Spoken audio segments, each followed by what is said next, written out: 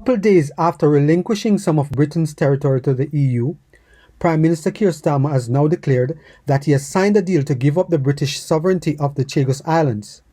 Before we hear what the Prime Minister has to say, if you love diving into political issues and enjoy hearing a principled take on them, then hit the like button, share this video, and subscribe to our channel to join the conversation.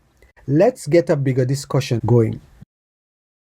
I signed a deal with a US base on Diego Garcia. This is absolutely vital for our defence and intelligence, and therefore for the safety and security of the British people. The full assessment of why this is so important is highly classified, but I want to speak as frankly as I can. The strategic location of this base is of the utmost significance to Britain, from deploying aircraft to defeat terrorists in Iraq and Afghanistan, to anticipating threats in the Red Sea and the Indo-Pacific. The base is right at the foundation of our security and safety at home. It has helped us to disrupt threats to the UK, to support counter-terror operations against Islamic State, and to reduce the risk to brave British and American servicemen and servicewomen. The base will help protect the safe passage of our carrier strike group as it goes through the Middle East. It enables rapid deployment across the Middle East, East Africa, and South Asia. It helps combat some of the most challenging threats that we face, including from terrorism and hostile states. And its location creates a real military advantage across the Indo-Pacific.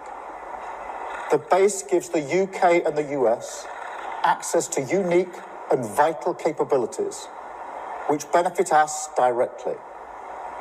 Many of these capabilities are secret, but they include airfield and deep-water port facilities, facilities that support the worldwide operation of GPS and the monitoring of objects in the Earth's orbit, and equipment to monitor the Nuclear Test Ban Treaty.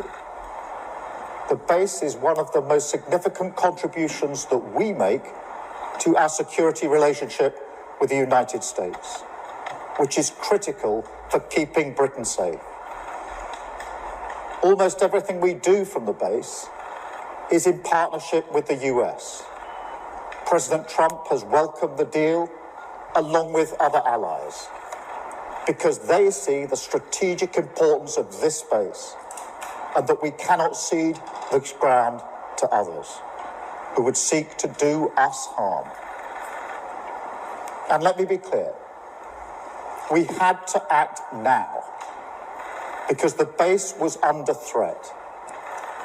The courts have already made decisions which undermine our position. And if Mauritius took us to court again, which they certainly would have, the UK's long-standing legal view is that we would not have a realistic prospect of success and would likely face provisional measures orders within a matter of weeks. But this is not just about international law. It's about the operation of the base. Even if we choose to ignore judgments made against us, international organisations and other countries would act on them, and that would undermine the operation of the base, causing us to lose this unique capability. One example of this is the electromagnetic spectrum. Countries have the right to manage this spectrum as they wish within their borders, a right that's recognised in regulations and overseen in the International Telecommunication Union. The use of the spectrum is key to understand and anticipate those who seek to do us harm. If our right to control it is put into doubt, we would lose the first line of defence against other countries who wish to interfere and disrupt this capability, rendering it practically useless. In addition, if we did not agree this deal, the legal situation would mean that we would not be able to prevent China or any other nation setting up their own bases on the outer islands or carrying out joint exercises near our base. We would have to explain to you, the British people, and to our allies that we'd lost control of this vital asset. No responsible government could let that happen. So there's no alternative but to act in Britain's national interest. By agreeing to this deal now on our terms, we're securing strong protections, including from malign influence, that will allow the base to operate well into the next century, helping to keep us safe for generations to come. Now, other approaches to secure the base have been tried over the years, and they have failed. Boris Johnson failed in his efforts to endlessly delay. Liz Truss then started the negotiations.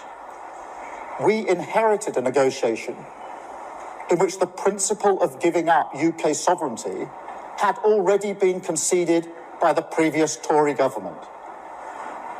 Our deal has concluded those negotiations in the national interest.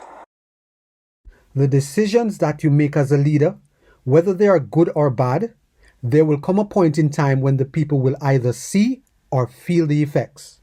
If you have benefited in any way from this video, please subscribe, like, share, and be sure to leave us a comment.